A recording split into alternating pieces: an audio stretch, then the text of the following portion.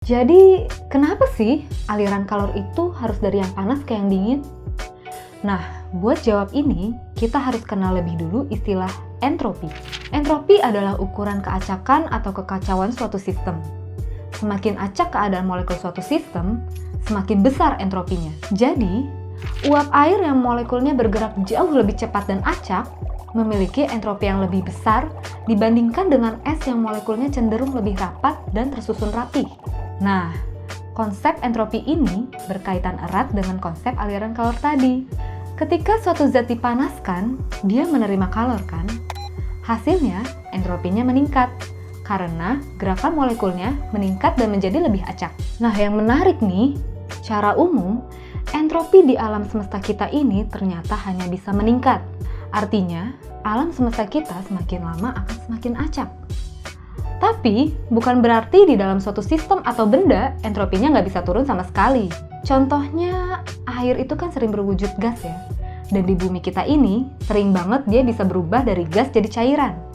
Dari uap air di awan-awan jadi air hujan. Dan bahkan cairannya juga bisa berubah jadi benda padat atau es batu.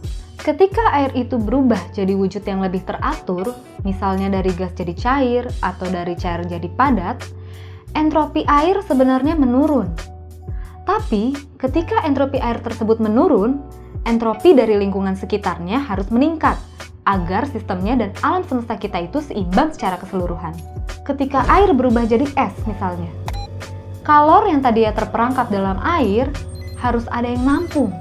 Karena inget kan, energi itu nggak bisa dimusnahin. Nah, yang nampung itu lingkungan sekitarnya.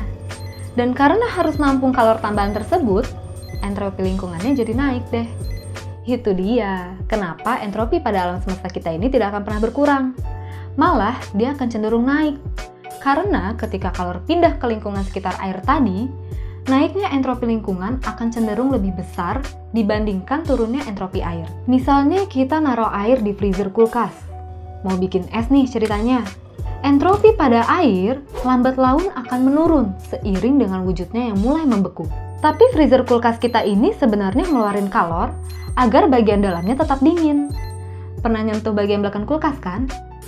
Panas rasanya. Nah, kalor yang keluar dari freezer ini bakal bikin udara sekitar kulkasnya naik. Sehingga entropi di dapur kita juga jadi naik.